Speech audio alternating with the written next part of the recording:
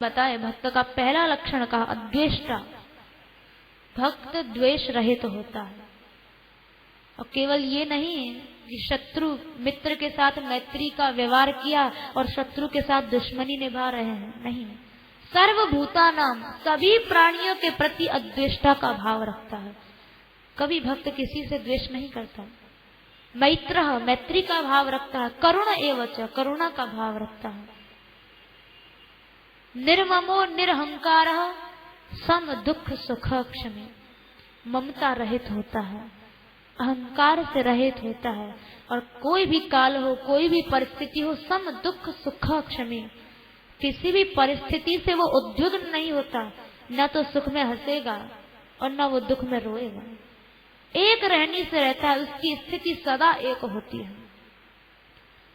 ऐसे समर्पित भक्त का अपराध नंक्षन्त्य दूरादपि शूलपाणी, भागवत जी कहते हैं ऐसे समर्पित भक्त का अपराध यदि भगवान शिव ने भी किया तो वो भी उसी समय नष्ट हो जाए। और भगवान ने तो यहाँ तक कह दिया यस्यामृता मल यशः श्रवणावगाह सद्यः पुनाति जगदाश्वपचाद विकुंठः सोहम भवद भय उपलब्ध सुतीर्थ कीर्ति छिन्द्याम स्वबाहोम अपि प्रतिकूल वृत्ति। मेरा नाम लेने से, भगवान कहते हैं कि मेरा नाम लेने से चांडाल पर्यंत सारा संसार पवित्र हो जाता है। लेकिन मेरे इस नाम को ये कीर्ति किसने दी? उन समर्पित भक्तों ने दी। उनके कारण मेरे नाम में ये शक्ति आई जो चांडालों को भी पवित्र कर देता है। ऐसे भक्तों का अपराध यदि मेरी भी भुजाएं करती हैं तो छिन्द्याम स्वबाहुम अपि, मैं अपनी भुजाओं को काटने में भी संकोच नहीं करूंगा, अपनी भुजाओं को भी काट डालूंगा। समर्पण, जो भी कुछ है सब कुछ प्रभु को दे, सब कुछ प्रभु को अर्पित कर दो तो भगवान तुम्हारे वश में हो जाएंगे, तुम्हारे अधीन हो जाएंगे। भारतेंदु हरिश्चंद्र जी महाराज, आपने संभव तो सबने नाम सुना होगा, हिंदी भाषा के जिनको जनक कहा गया। ये बहुत बड़े भक्त हुए। इन्होंने अपने पद में समर्पण की बड़ी सुंदर व्याख्या लिखी। भजू तो गोपाल एक, सेऊ तो गोपाल एक, मेरो मन लाग्यो सब भांति गोप बाल सो, मेरे देव देवी गुरु मात पिता बंधु इष्ट, मित्र अरु अरि नाते सब गोप बाल सो, हरिश्चंद्र और सो न कछु संबंध मेरो, आसरो सदैव एक लोचन विशाल को, मांगू तो गोपाल सो न मांगू तो गोपाल सो, रीझू तो गोपाल सो और खींचू तो गोपाल सो। समर्पण ऐसा होना चाहिए। माता है तो वो है, पिता है तो भी वो ही है, बंधु इष्ट, भाई बंधु इष्ट, मित्र अरु अरि नाते, मित्र भी वही है, शत्रु भी वही है। मित्र अरु अरि नाते सब गोप बाल सो, जितने भी संबंध है भगवान में स्थापित कर दो। रीझू तो गोपाल सो, खींचू तो गोपाल सो, रिझाएंगे भी तो उसी ठाकुर को, अगर खींचेंगे तो भी उसी ठाकुर से। मांगू तो गोपाल सो, न मांगू तो गोपाल सो। यदि कोई इच्छा भी है तो वो ठाकुर से ही करेंगे, संसार के सेठों की जूती को नहीं चाटेंगे। और यदि कोई कामना नहीं है तो निष्प्रियता भी उन प्रभु के लिए है। ये विचित्र समर्पण जब आ जाता है, वो चाहे भगवान के प्रति हो अथवा उनके नाम के प्रति हो, तो बस उसी समय जीव उस भव सागर से पार हो जाता है जिसमें अनंत काल से डूबता आ रहा है। थोड़ा सा नाम के ऊपर भी बोलेंगे क्योंकि मुख्यतः नाम ही आज का विषय रहा था। देखो, नाम, भगवान का नाम सबसे बड़ी नाम भगवान की कृपा ये है, साहित्यकारों ने लिखा नमयति इति नाम। भगवान के नाम को नाम भगवान कहते हैं और नामी को मतलब नामी कहते हैं भगवान को, जो नाम वाला है वो नामी है। नाम की सबसे असाधारण कृपा ये होती है कि जिस समय कोई भी व्यक्ति किसी भी जाति का हो, किसी भी वर्ण का हो, जब भगवान का नाम लेता है तो उसी समय वो नाम नामी को उस नाम ग्रहणकारी की ओर झुका देता है। अर्थात नाम लेंगे तो अपने आप भगवान चले आएंगे, क्योंकि नाम नामी के वशीभूत है। नामी भी उस नाम के वश में हो जाता है।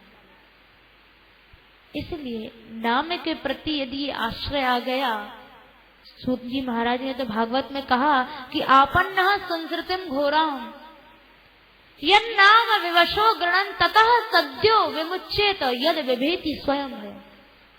हर जीव जन्म मृत्यु के घोर चक्र में पड़ा हुआ है। हम लोग सब उस कष्ट को भोग कर आए हैं, लेकिन याद नहीं है, क्योंकि देवी माया ने ऐसा मोहित कर रखा है कि जन्मत मरत दुस्सह दुख हो। जन्म लेने के समय 9 महीने तक माता के गर्भ में रहना पड़ता है, और गर्भ में जो कष्ट होता है वो कष्ट गर्भ से बाहर आने के बाद सब भूल जाते हैं। और मृत्यु के समय जो कष्ट होता है वो भी हम लोग याद नहीं रखते हैं। नारायण जी भट्ट जी ने कहा कि 2 बातों को भूल मत, जो चाहे कल्याण। 2 बात कौन कौन सी? नारायण एक मौत को, दूजे श्री भगवान। अपनी मृत्यु को भूलो मत। हम लोग संसार में आने के बाद सोचते हैं कि अब हम कभी मरेंगे थोड़े, लेकिन देख रहे हैं गच्छन्ति यम मंदिरः, एक एक करके सब प्राणी यमराज के यहाँ जा रहे हैं, मृत्यु को प्राप्त हो रहे हैं। उसके बाद भी आश्चर्य की बात यह है कि हर मनुष्य अपने आप को अविनाशी मान लेता है, नित्य मान लेता है कि हम मरेंगे थोड़े, लेकिन ऐसा नहीं है। मरना तो है ही, लेकिन उस मृत्यु के समय जो दुस्सह कष्ट होता है, प्रयास करना चाहिए कि उस कष्ट से मुक्त हो जाए। तो सूत जी महाराज कहते हैं कि हर मनुष्य जन्म मृत्यु के घोर चक्र में पड़ा है, और उस समय विवशो गृणन, यदि वो विवश होकर भी भगवान का एक नाम ले लेता है तो ततः सद्यो, देर नहीं लगती, उसी समय विमुच्येत यद विभेति स्वयं भयम, वो जन्म मृत्यु के घोर कष्ट से छूट जाता है, क्योंकि वो भय भी भगवान से डरता है। उस भय से वो छूट जाएगा जो भगवान का नाम लेगा। परीक्षित जी महाराज ने कलयुग का वध क्यों नहीं किया? उन्होंने देखा कि यत् फलम नास्ति तपसा, जो फल करोड़ों वर्ष तपस्या करने के बाद भी नहीं मिलता है, न योगे, योग से भी नहीं मिलता है, न समाधिना, समाधि से भी नहीं मिलता है, तत्फलम लभते, वो फल सम्यक कलौ केशव कीर्तनात्, इस कलयुग में भगवान का एक नाम केशव कीर्तन करने से जीव को भली भांति मिल जाता है। इस कलिकाल में न तप करने की जरूरत है, न योग करने की, न समाधि करने की। सत्युग त्रेता द्वापर में तो बड़े बड़े ऋषियों ने लाखों लाखों वर्ष तक समाधि लगाते थे, लेकिन इस समय वो समाधि, वो तपस्या, वो योग, वो सब साधन पहली बात तो असंभव है, क्योंकि तामस तन कछु साधन न है। शरीर बहुत तमोगुणी हो गया है। लाखों वर्ष योग कौन कर सकता है? लाखों वर्ष समाधि कौन लगा सकता है? 1 घंटा तो भजन करने में मन नहीं लगता, लाखों वर्ष की कल्पना कैसे करेंगे?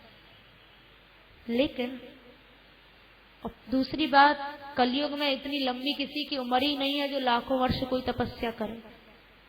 अब तो 100 वर्ष की भी आयु नहीं रही, 60-70 वर्ष में ही काम समाप्त हो जाता है।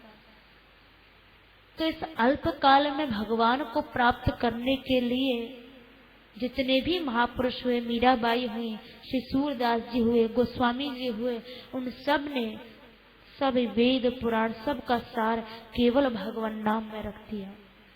मीराबाई ने कभी कोई योग नहीं किया, तपस्या नहीं की, समाधि नहीं लगाई।